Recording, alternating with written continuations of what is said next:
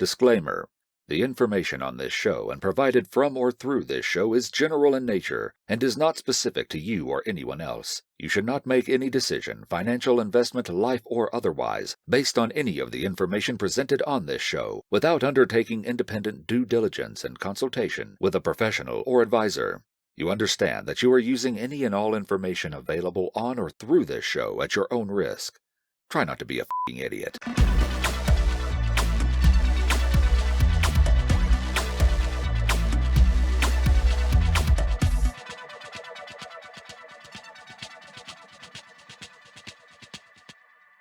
All right, well, let's get rock and rolling. So I'm interested in hearing a bit about your story, and we've chatted a little bit so far online, back and forth, and we came across, I came across you through the Pops NFT project and found out a little bit about your team, which is based in between. I think you've got some team in Melbourne, some team in Sydney, and you've obviously been involved in Pops.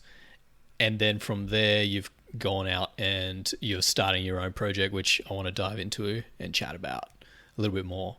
So, yeah, give us your name and a little bit of your background story and how you got to where you are today. Yeah, well, in terms of background story, I don't know. It's a bit of a hard one to ask someone what this story is. Like, there's so many aspects of a person, and Yeah. it's kind of like, what part do you tell people? Like, what type of story is going to be important to people? But in terms of with NFTs, I got into Pops via my friend Sebastian. He and Akira pretty much started the project together, just as a sort of like joint business venture as friends kind of thing. After a couple of months, I was kind of doing my own thing. I'd been doing a lot of sales, going in between jobs and stuff like that. And I'd just gotten out of like a really kind of serious-ish relationship, someone I really cared about a lot. Hmm. And I pretty much like called Sebastian, like tears coming out of my eyes, being a bit Oh, of no. being a bit of a sad boy kind of thing. So how long have you known him for and how did you guys meet? I met Sebastian at university a couple years ago. I used to be in the music industry, so I used to do Yep. a lot of like music production and mixing engineering and stuff like that. Yeah, so I called Sebastian. Pretty much we hadn't spoken together. We hadn't spoken to each other because of like coronavirus and stuff. So Oh, um, of course. called him Yeah. up and he's like, oh, okay, so you've been doing sales and stuff like that. We actually need someone to do marketing. So yeah, I joined Pops and did marketing for them for a couple months and recently decided to start my own project. Nice. And so that was what got you into NFTs then? Pops was what made me kind of take NFTs seriously because I'd been around the crypto sort of NFT space for a while. Were you back in it in 2017 Not that by any far back, chance? no. I'd say 2020, early 2020. That's when I first kind of heard about it. I was more into like cryptocurrency, just passively investing and stuff like that. But yeah, NFTs always just kind of look to me like I'm not exactly sure what I'm seeing here, and they were really not that popular. So yeah, It's crazy just how much they've taken over the whole crypto space. I think, and you've got more insight into this than me, but it seems that the NFT space is something that people who, you know, your everyday investor or even younger people, because they can see an image of something that like they can actually understand it a bit better versus this idea of a cryptocurrency where it's a digital coin that you can't see. You know, it's and you can buy hundreds and thousands of them for 100 or up to $1,000. So just the ability to understand that an NFT is some form of a digital item that has a visual component to it seems to appeal to people, at least the younger generation, more than the general crypto. yeah. I think there's an element to art that kind of makes your life a bit better in a sense. Mm. Like money is a very intangible thing. Like of course you need money to like live and do stuff, but it always feels kind of cold and alien to you. Whereas like something beautiful is like the only thing that modern people aren't cynical about is pretty much music. Because like music kind of speaks to you on a different level. And like it's the same with like visual art. You see something You're beautiful and so it's like right. it's Yeah. so obviously beautiful. You can't just say like Yeah. you can't be nihilistic about art. You can be nihilistic about pretty much everything else. Yeah, it's almost like, yeah, I hear what you mean. It's an emotional connection to it. That's what I was trying to get at. There's an emotional connection to NFTs that it's very hard to get towards any sort of cryptocurrency, right? It's just a virtual currency versus, I mean, they're both digital at the end of the day, but one has a visual component to it. So with the music side of things, when do you think we're going to see, blockchain take advantage of it or utilize more in the music space? That surely is kind of going to happen very soon if it's not happening now. Yeah, I tend to find that things operate a bit in what would you call them? There's a there's an idea about the zeitgeist. I'm not exactly sure exactly who came up with the term. Mm. Um, Spirit of the times. Um, Let me do a quick Google. Are you referring to like trends? Um, Not really trend, but it's kind of like a certain era or a certain like cultural movement causes things to happen. And it's kind of like crypto right now is in this sort of image slash like profile picture spirit right now. And it's kind of like at some point when the moment is right, that's when people will gravitate more towards the music side. Yeah. But it's kind of like the hype or the cultural force needs to like be there first before Yeah. like people want to invest in that. It's not something that you can kind of make happen. You just have to jump on it when it does. I mean, the play to earn business model is something that a lot of the games that are coming out now with integrating NFTs as well. That's something that's quite, I think, following a trend there. I don't know how many games are going to make it through, but the ones that do will be really interesting. I saw there's a lot of backlash from, traditional games companies that have put out the idea that they want to NFT some of the in-game purchases. I think Ubisoft gave it a shot, and the audience, like their current customer base on social media, crucified them.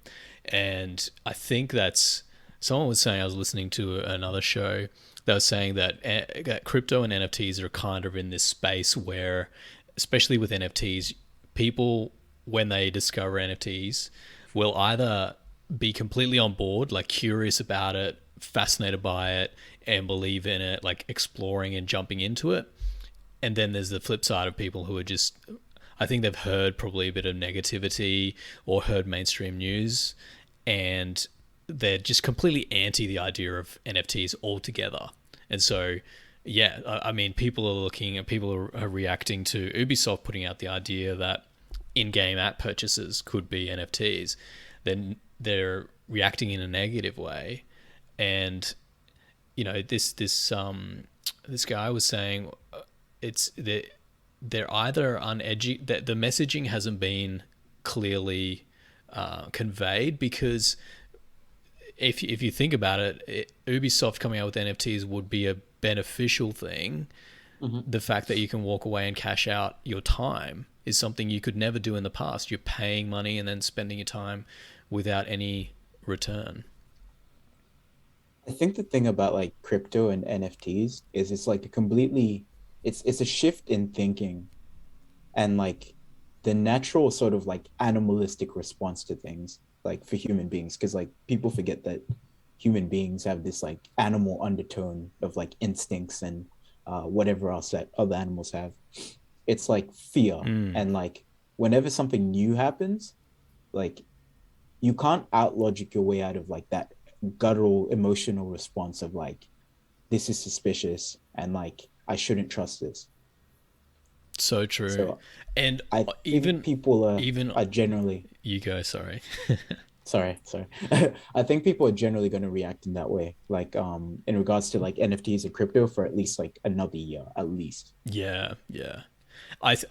On your point, exactly the fact that there needs to be a shift in thinking. I think to combine that with what most people's arguments is that big brands that are coming into the NFT space, the whole Web3 space, big brands are coming in and wanting to cash out, and make money from the get go. And I Mhm. think it's just more of the resentment from people going, oh, this is just another cash grab.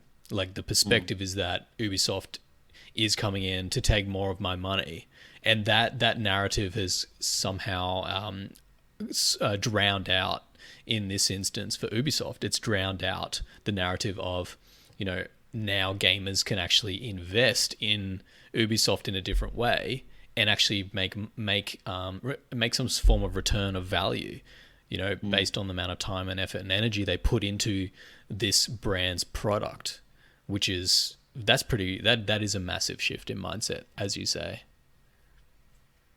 Yeah, it's really hard to communicate intention and communicate like a story in a way that people understand and don't just jump to a sort of like negative conclusion of what you're saying. Yeah.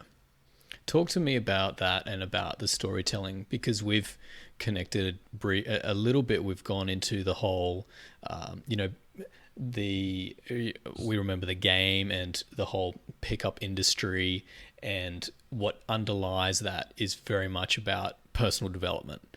There is the dark side, but then there's the light side to it. I'm interested in like exploring that a bit more, and how you see that tying in with what you're doing.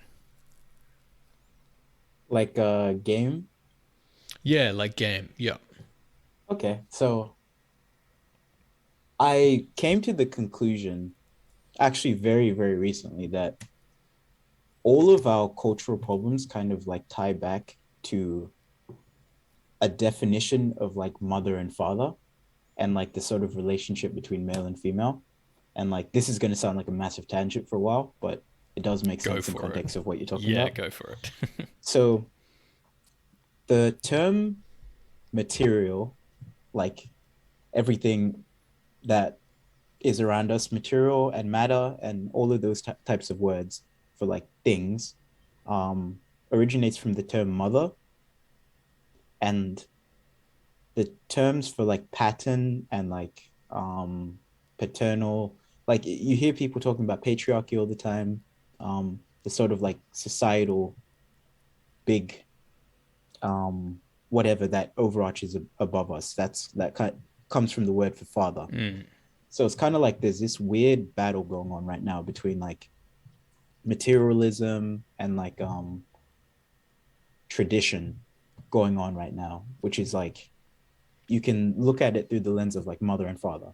So my interest in pickup is kind of like the I see the fundamental nature of like that sort of duality in life, yeah.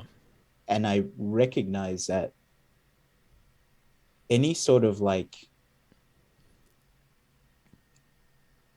anything you learn in that sort of arena of dating in the arena of game can be applied to that broader sense of like patterns and material kind of thing. And I know that's like very abstract and hard to grasp, but it's kind of like grasping things in the abstract allows you to be able to create models for life and like ways of thinking to be able to like you know what I mean, Yeah. to be able to operate on like that sort of broader sense and like create methods for doing things. So my interest in game and dating is kind of it's very, very autistic. I can't come up with a better word for that. Is it that, or you find that once you've delved deep enough into it, it becomes intuitive? Is it intuitive more? It is intuitive in a sense, but it requires a lot of thinking, and you have to be very in the weeds to sort of Yeah. like be able to comprehend things in that way. Um, but yeah, in general, like self-improvement and stuff like that, it's like not self-improvement. I mean, pickup. It is about self-improvement. It's like you have to be clean, you have to be able to articulate yourself, to be an interesting person, to be able to tell stories, to be able to like attract the opposite sex. Like all of that stuff is very obvious, but it's just sort of like, okay, how do I take that away from the dating arena and apply that to the rest of my life? Yeah. So instead of seducing a woman, how do I seduce the public? You know what I mean? Like I'm fascinated by you're, that because I want to go down that path of both of us of working on projects that are very story driven and Mhm. how to stand out from everyone else. I feel like there's so many brands that today are becoming more and more commercial, and then they're trying to engage with like social media influencers to stay relevant, and it's really the social media influencers that are converting a brand's luxury product into something that people will aspire to, versus if I watch a luxury brand video, I'm not that motivated to go and buy it. Like you kind of get used to ads in a way that you have that filter. And so if you look at people's buying habits, I would be really curious to see how many people buy from other people, like seeing other people that they aspire to be like, versus looking at an ad on TV, on Facebook, on YouTube. I don't know how effective ads in that arena are these days. Yeah, I think a lot of that is because luxury brands tend to be lifestyle brands, and they tend to be based off of like a certain, like what I was talking about before, the zeitgeist, a certain like movement of people and like what they sort of click with. Like you Yeah, think of the 80s and you think of like the weird like flower power stuff. Um, there would be certain companies that like arose out of that time to speak to those types of people. And like you think about a Chanel or something like that, it's like they have their own kind of customer base. And like me or you probably wouldn't relate to a Chanel because their values and their story kind of relates to a different type of person. So them trying to advertise to us, it wouldn't work for that reason. You know what I yeah, mean? I see. Um, Whereas like an NFT would probably speak to our generation or our type of person a little bit better. Yeah. And so like that sort of advertising works a bit better in that How are sense. you across other NFT projects at the moment? Like, have you seen enough to talk about some that you like? Obviously, Pops is one, but are there any other ones, and other than your own one, or are you pretty focused at the moment? For the past 2 months, I've been very, very All focused, right, so I haven't really been paying too much attention. let's talk I'd about. say Psychedelics Anonymous Oh though. yeah, yeah, yeah. Psychedelics Anonymous. Yeah, it kind of. Yeah, no, it's not the same as yours. It's not the same as your project at all. Um, It's very similar, to be yeah. honest. Well, let's go into your project then. How about you start with the overarching goal or ambition that you've got?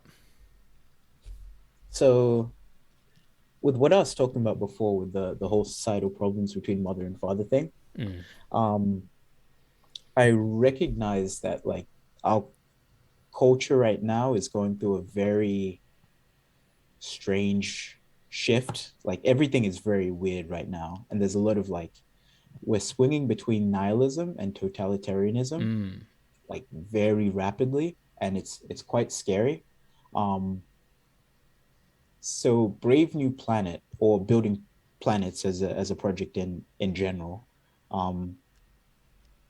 is kind of built as a way to start figuring out that problem. And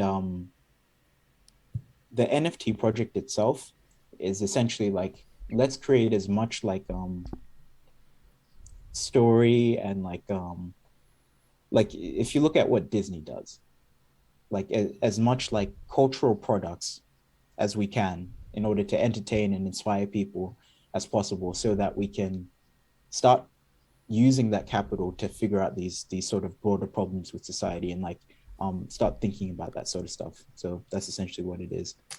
when you're coming up with the story side of this, what's going into the story component? I think I've seen a short draft of almost what felt like a little bit of a short story that you were putting together. But Mhm. is there how else are you building it? Is this all in your mind, or are you writing down different building blocks and then connecting the dots that way? I'm writing down different building blocks. I'm like a firm believer of like, well, I just don't believe that I am the one person that can like create something. You know what I mean? Like every good creation is a joint venture in a sense. Yeah. So I'm just laying down the foundations of what I think is like a good story and the sort of elements that I want to explore. And then the idea is to hire people that are amazing at what they do to help me out on that venture and complete it. Nice. And what are they? Do you know are you able to share some of those building blocks? Yeah, that sort of broad general like idea of male and female in a sense. Mm. And So like the yin and the yang yeah, duality. duality. Yeah. It's very heavy on duality and polarity and that sense of like uh not so much good and evil actually. I feel like good and evil can tend to be a little bit That's also polarizing, right? divisive. Yeah, it's a little bit. Yeah, It's a little bit. Well, one's bad and one's good, and everyone wants to move to one of them, and everyone wants to move away from the other. exactly. Whereas But if you look at, it's more about like that balance. yeah, You know what I mean? yeah, Like instead of the best society is a matriarchal society or the best society is a patriarchal society. It's more about like the dance between the two. Like initially I think I called Brave New Planet the dance of the sun and the moon, mm, which is like interesting name, but yeah, way too long. yeah. If you did like But sun x moon, sun times moon, or yeah, that would. But the concept you can illustrate it really well with the sun and the moon because you need both, and both can exactly. exist. You know, overlap. Both can overlap in certain time periods, but they are different and they're needed for different reasons. Yeah, and it's kind of like the basis initially for the story I think was I had this weird idea that like the sun and the moon are like lovers in a strange sense of like one always chases the other, but they can never like touch. You know what I Mm, mean? yeah. Very stupid idea, but it's kind of like But that. that's what tension is, and Yeah, that tension is what's needed in the storytelling. I've been looking deeply into this stuff, and I've still got a long way to go. But there's a company called Story Brand, and the founder behind Story Brand, I don't know if he used to work for Disney or he's studied Disney pretty in depth, and he's come up with this framework for how brands can tell their story in a way that has people wanting to buy into it, like actually want to buy, like feeling alignment with that brand, and that's fascinating to me. But part of that storytelling component is the tension, whereas there can be good and evil that exists, but the customer or your audience, they are the hero at the end of the day. You are the guide in the story. You're guiding them through their own adventure. And then the villain or the bad thing, the evil thing, can be personification of something. It doesn't have to be an actual, humanoid being. It could be a plague. It could be a weather situation. It could be, it could be anything, an object. yeah. In the sense of Brave New Planet, the enemy is fear. That's why I ended up settling with that name. That's really interesting. And how are you going to illustrate that visually? Do you have an idea? Because I've seen some of the art that you've put together, and I like it. Yeah, I think so for the most part, I've tended to use a lot of like eye imagery, Mm. because an eye can mean a lot of things.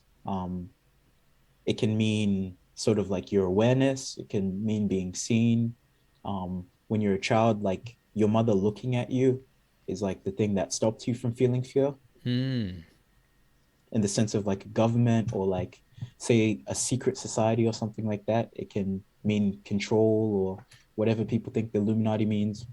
Yeah. So an eye is just this sort of like image that is very pervasive, and it kind of like encapsulates a lot of different stuff. So I've used that image, and a sense of like none of the characters that I've drawn right now have any like sort of facial features. So it's kind of like the opposite of like what I was talking about with the eye. It's kind of like a loss of identity and a kind of like lack of features, I guess. And the idea is to eventually move away from that singular eye and like incorporate more features and more of a sort of like, instead of singular, a more dualistic element, I guess. Yeah. I think trying to illustrate concepts is really challenging, but you capture that really well. I like the, I don't know if I can say, the invisible cigarettes. That's really cool. That's my Yeah, the favorite. invisible I actually cigarettes. want to try one, so I don't know when you're going to be bringing out merch or product, white label products, but you I'm very torn on whether I should create invisible cigarettes as an actual product, because like it's kind of antithetical to what I'm trying to say, but like I feel like they'd be very good. but why not? I mean, I really so my challenge in any of the merch, product space is that as soon as people figure out a brand, even in the NFT space, they're now looking at creating merch, and it's just fueling the whole landfill, you know, narrative. And I don't know, I want to, if I was to make something physical, it would need to be something that people want to keep and hold for a long time, because that's what an NFT is meant to be. So why are you attaching some sort of throwaway wearable when the whole point of your NFT is that it's a digital thing that can live on a block, that is on a blockchain forever and can be continually, it can go up in value if the demand is there for it. So I think like NFTs don't align with fast fashion, and yet fast fashion's getting creeping its way in there because of the quick money. But invisible cigarettes, like whatever that product or any product you make is, I'm fascinated by the idea of making something that lasts, that 100 years plus. Or I guess that's just really hard. Most people don't want to do it. Yeah, well, most people aren't long-term thinkers. Mm. Like it's this project for me is like, this is something I might even have to carry to my kids or my grandkids, kind of thing. You know what I mean? Or like whoever else wants to pick it up along the lines. I'm not even thinking like this will be finished by the time I'm like dead, kind of thing. Because like I have a lot of different things that I want to put into this. I eventually want to build a city. I want to make a real cultural impact. So that's the way I think of it. But I think a lot of people are, how do I make $1 million as fast as Yeah. possible type Yeah. thinkers. And that's kind of, you know, what is around the space right now. Have you done much in terms of looking into people who have built cities or who are building cities currently? Disney. Disney's the only person I'm really looking at right now, because Disney's the only person who's done it in the way that I want to do it. Yeah. Um, Even though he died before it was built. Speaking of Epcot, which became Disney World, I think. I think it was Disney World. His brother finished that Epcot project. I was watching a documentary about it the other week, and turns out his brother died 4 months after they opened Epcot. Like he was holding on and forging ahead, and it was like his final gift after his brother had passed away, Walt Disney. I thought that was pretty special. Yeah.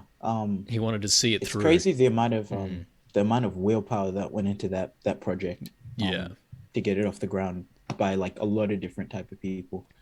If you Um, haven't seen it yet, jump on Disney Plus and look at for a series called Imagineering, and mhm. it's pretty. I think you'll find it fascinating. Definitely aligns with what Oh, you're all about. I've got a couple episodes downloaded, but I haven't watched it Ah, yet. okay. Do it tonight. You'll love it. It's great. It's Yep. really it's pretty fascinating.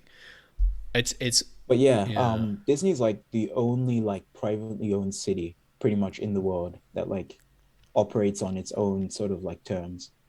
I know there's a few others in America, wealthy people who have decided that they want to invest and build their own cities.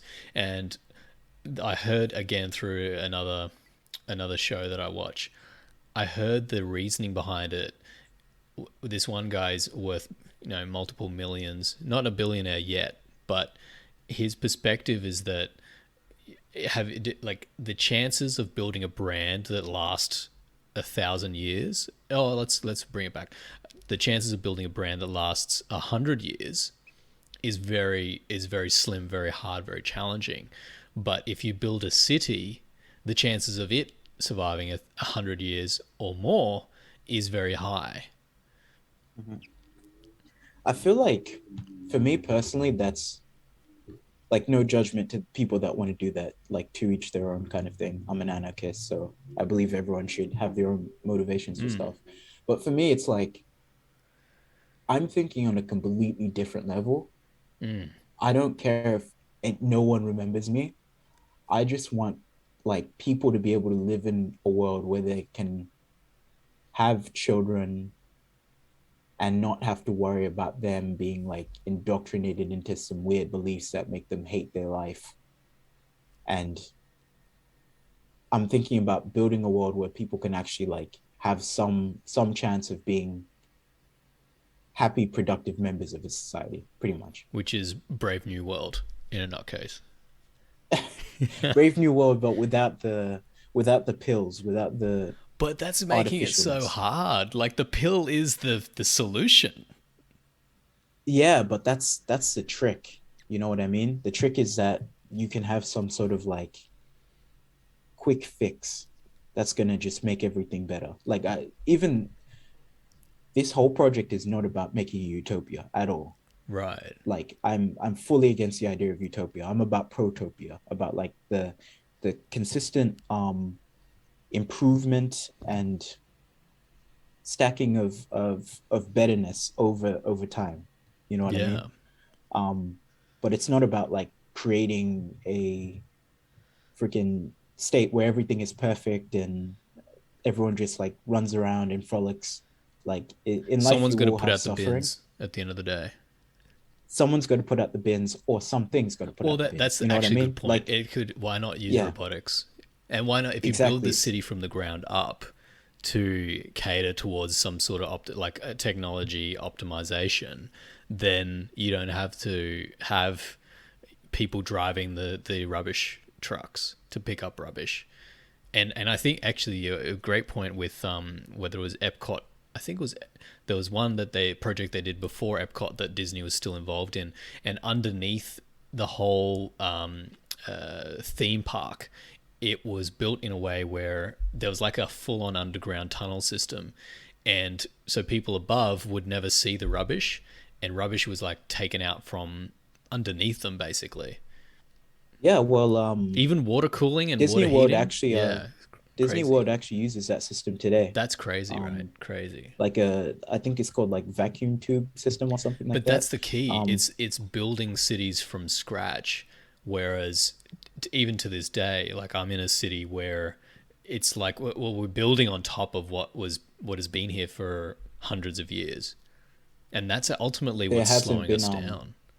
there kind of hasn't been a clearing, a sort of like see that goes back to that duality thing I was talking about before, right? People kind of pathologize destruction as a bad thing, That's true. but Mm. it's kind of like sometimes you need to digest in order to live, We, if you know what I I mean. know Like exactly what you mean.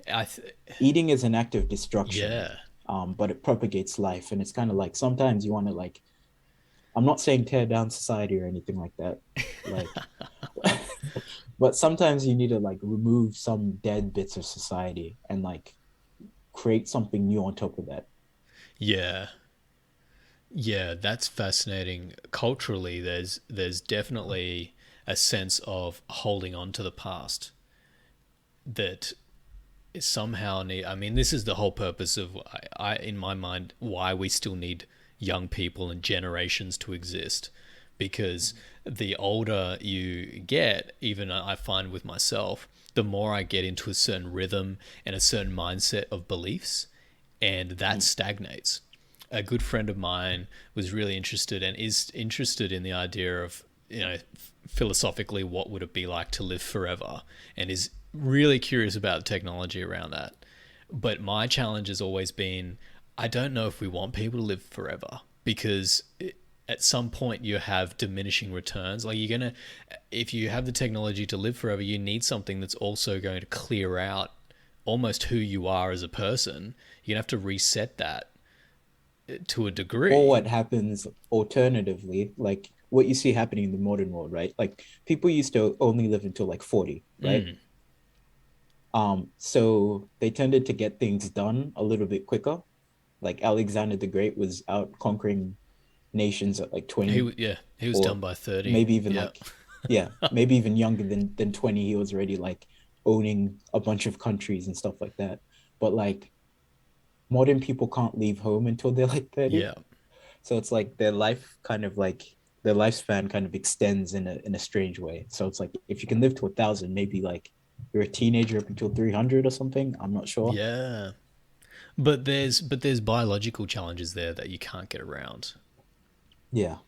Like, I believe we can actually mature faster. Like you said, we can have people out there running, you know, running armies in their 20s, and they would be mature enough and they would do exceptionally well. But society, because of the monetary system, or because of, again, like we're talking about, old infrastructure, means that when you come out and you're a teenager, you're going through an education system that was put in place during during an era where they want you to work on a factory floor, not conquer the world.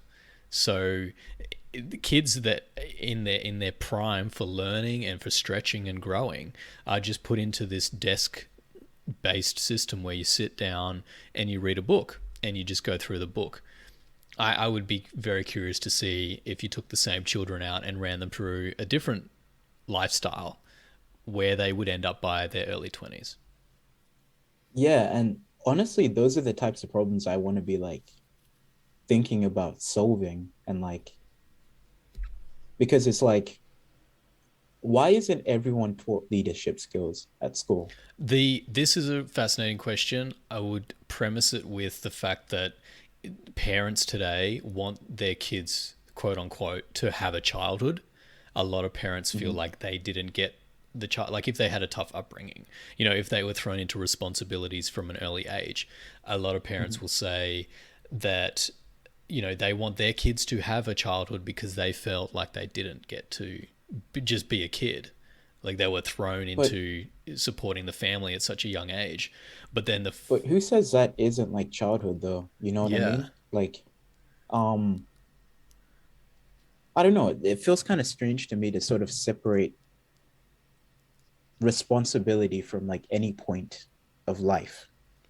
I Like this sort of Yeah. fairy tale ideal. Like you look all throughout history, like when have kids just been able to be like outside playing, and like it's a sort of like fake idea that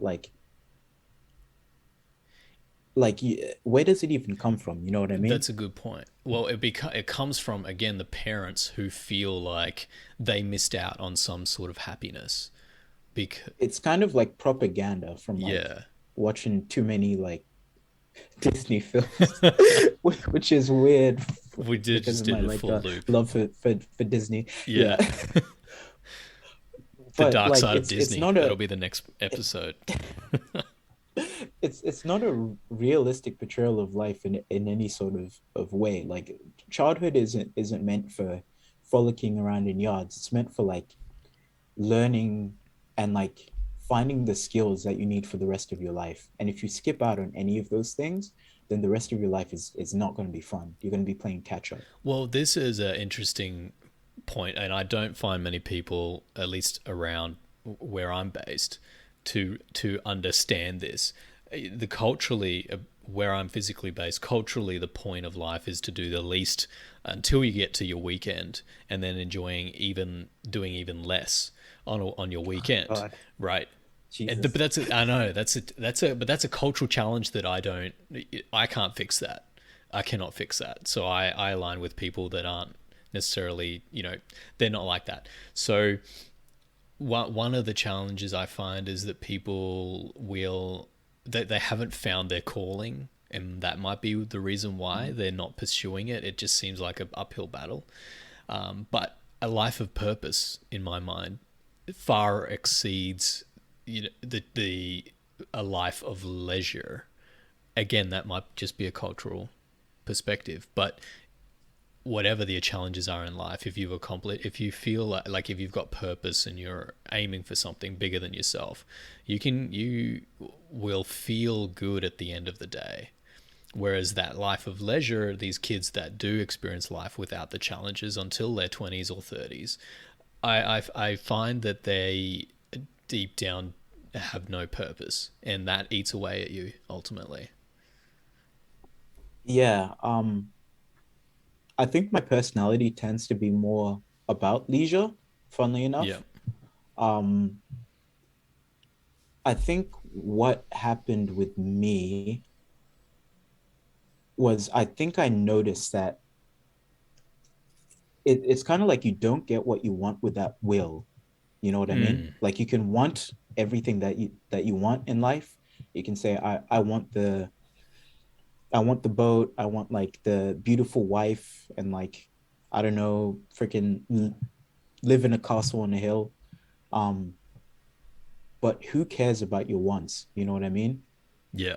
And it's kind of like you have to create the life that you want. And that's where purpose starts to come in, because it's like, okay, how do you create the life that you want outside of purpose? And really you can't. So you can live your entire life trying to postpone purpose and try to postpone like what it is that you have to do, but all you're doing is you're just making the rest of your life worse for Yeah. yourself. When instead you can just sort of say, okay, I'm gonna suffer. I'm gonna suffer for however long I need to suffer, and then I will enjoy the rest of it. Yeah. And it's just far better to live your life that way rather than try to struggle against the what you've been put on here to do, pretty much. You know what I mean? Like, Absolutely. Absolutely. yeah, So I think we've got about 10 more minutes left. And with these last yeah. 10 minutes, I'd love to go over where you're at with your project, what your next steps are, what your plans are. I am very close to finishing up what I'd call phase one. Um, and with that, it means I'm going to be marketing very, very soon, which I'm very happy about. I haven't done a lot of marketing for a while, and I absolutely love doing Yeah, that. awesome. Yeah, I've learned a lot from you actually, so I really appreciate your help in that area.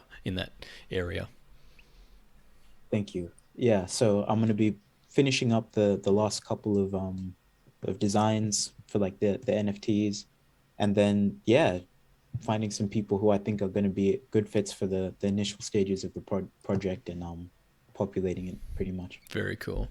All right. Well, I'll definitely grab some links to the project as well. Actually, it's a closed invitation, isn't it? So if someone's interested in being a part of the project, they should reach out and I'll put them in touch with you.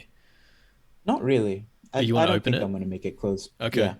Yeah, I think I'm going to leave it pretty open. I think I'm more so aiming for a natural filtering system of like, if you're not the type of person for this project, I want to bore the hell out of you so you leave. And Yeah, nice. if this is like your type of project, then like I'm gonna make it so interesting for you that you never want to leave, Yeah, that's awesome. pretty much. I'll add a link to your Discord then in the show notes. Thank you. I That's appreciate that. awesome. All right. Thank you so much for your time. I really appreciate it. And I'll send you a link to this once it's done and uploaded. Thanks, Lex. See ya. See you.